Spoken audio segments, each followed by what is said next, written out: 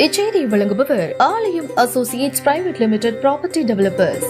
ஆலயம் associates private limited, number 52, third floor, 3B, Ram Darbar, sterling road, Nungambakkam, Chennai 6,34,000. இதெல்லாம் யார் வர்றதுக்காக இன்னொரு கட்சி வேலை செய்யணும்னு அவசியம் கிடையாது. அவங்க கட்சி அவங்கவுங்க கட்சியினுடைய பணிகளை அவங்கவுங்க செஞ்சுக்கிட்டு இருக்காங்க. சரிங்களா? எங்க கட்சியினுடைய பணிகளை நாங்க செஞ்சுக்கிட்டு இருக்கோம். அது மாதிரி திமுக, அதிமுக, மற்ற தமிழகத்தில் இருக்கிற கட்சிகள் அவங்கவுங்க வேலையை செய்யறாங்க. அதுதான்.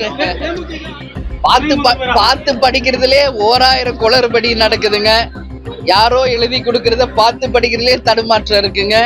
இருந்தாலும் இப்பதான் முதல் முறை துணை முதல்வர் வந்திருக்காரு, பார்க்கலாம்.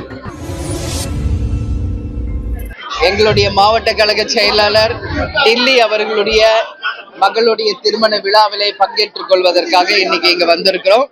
இன்னைக்கு எங்களுடைய கழகத்தின் சார்பாக எங்க எல்லாருமாக எங்க குடும்ப விழாவில வந்து பங்கேற்றதுல உண்மையிலேயே நான் மகிழ்ச்சி அடைகிறேன். அந்த மணமக்கள் சீரோடு சிறப்போடு இருக்கணும்னு மனமாற எல்லாருமே அவங்கள வாழ்த்தியிருக்கோம். சரிங்களா? நீங்க ஏதாவது கேள்வி கேட்கலாம் கேளுங்க. சொல்லியிருக்கேன், செயற்குழு பொதுக்குழு கூட்டி அனைத்து மூத்த நிர்வாகிகள், மாவட்ட கழக செயலாளர்கள் எல்லாரும் பேசி அவருக்கு உரிய பதவி நிச்சயமாக அறிவிக்கப்படும். நேத்து நான் வந்து டாக்டர் பாலாஜி அவர்களுடைய கத்தி குத்துக்காக நேரடியா போய் ஆதரவு தெரிவிச்சேன். நீங்க எல்லாரும் பார்த்துருப்பீங்க. இன்னைக்கு பல இடத்துல, தமிழ்நாடு முழுக்க எல்லா இடத்திலையும் படுகொலைகள், பலாத்காரங்கள், கொலை, கொள்ளை என்று சட்டம் ஒழுங்கு முற்றிலுமாக சீரழிந்து இன்றைக்கு தமிழ்நாடே ஒரு கேள்விக்குறியாக இருக்குது. அதுல எந்த மாற்று கருத்துமே கிடையாது. பள்ளிக்கூடங்களில கூட இன்னைக்கு பாலியல் வன்கொடுமை, அது மட்டும் இல்லாம போதை கலாச்சாரம், ஆசிரியர்களை மாணவர்களை குடிக்கு பழக்கிறது என்று பல்வேறு விஷயங்கள் போயிட்டு இருக்குங்க. இது எல்லாமே வந்து கண்டிக்கணும். ஆனா இன்னைக்கு அதெல்லாம் தடுக்க வேண்டிய அரசு வெறும் வாய் வார்த்தைகளை பேசிக்கொண்டு அவங்க கொடுத்த எந்த வாக்குறுதிகளையுமே நிறைவேற்றாம ஒரு ஆட்சியை தான் இந்த நடத்திக்கிட்டு இருக்காங்க. அதனால இன்னைக்கு மழை வரப்போது, எந்த தொலைநோக்கு திட்டம் இல்லை. வர வழியெல்லாம் நீங்க பாக்குறீங்க எந்த அளவு சாலைகள் மிக மோசமான ஒரு நிலைமையில தமிழ்நாடு முழுக்க இருக்கிறது.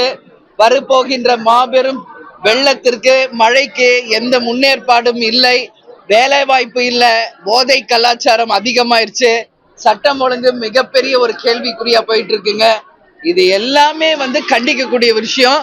இதுதான் திராவிட மாடல் ஆட்சியா அப்படின்னு மக்கள் கேட்கின்ற கேள்வியை நானும் கேட்கிறேன். இதெல்லாம் யார் வர்றதுக்காக இன்னொரு கட்சி வேலை செய்யணும்னு அவசியம் கிடையாது. அவங்கவுங்க கட்சி அவங்கவுங்க கட்சியினுடைய பணிகளை அவங்கவுங்க செஞ்சுக்கிட்டு இருக்காங்க. சரிங்களா?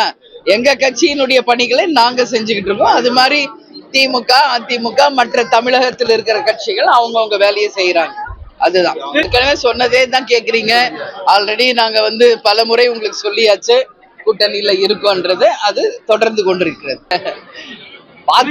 பார்த்து படிக்கிறதுலே 1000 குளறுபடி நடக்குதுங்க. யாரோ எழுதி கொடுக்கறத பார்த்து படிக்கிறதுலே தடுமாற்றம் இருக்குங்க.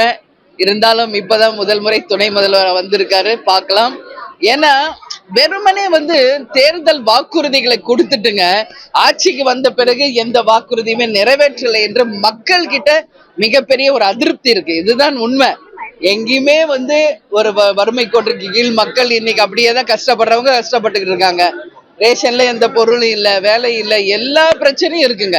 இன்னைக்கு தமிழ்நாட்டுல எத்தனை துறை இருக்குன்னு நீங்க நினைக்கிறீங்களோ அத்தனை துறைகளிலுமே குளறுபடிகள் இருக்கு. தமிழ்நாடு முழுக்க ஆர்ப்பாட்டங்கள், போராட்டங்கள் நடந்துகிட்டு இருக்கு.